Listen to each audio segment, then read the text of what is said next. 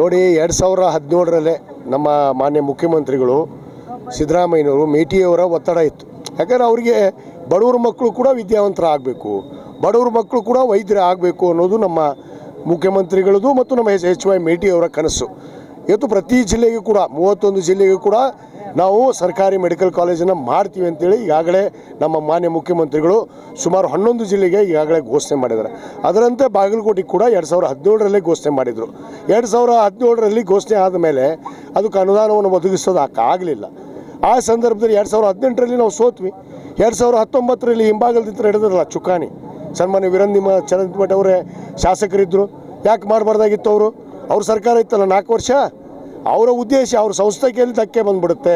ಅವ್ರು medical college ಮಾಡ್ಯಾರ, dental college ಮಾಡ್ಯಾರ, ಅವ್ರಿಗೆ ಸೀಟ್ ಕಡಿಮೆ ಆಗತ್ತಲ್ಲ, ಅವ್ರಿಗೆ ದುಡ್ಡು ಕಡಿಮೆ ಆಕತ್ತಲ್ಲ. ಆ ಒಂದು ಕಾರಣದಿಂದಲೇ ಈ ಮೆಡಿಕಲ್ ಕಾಲೇಜಿಗೆ ಹಿಂದೇಟಾಗಿದ್ದು.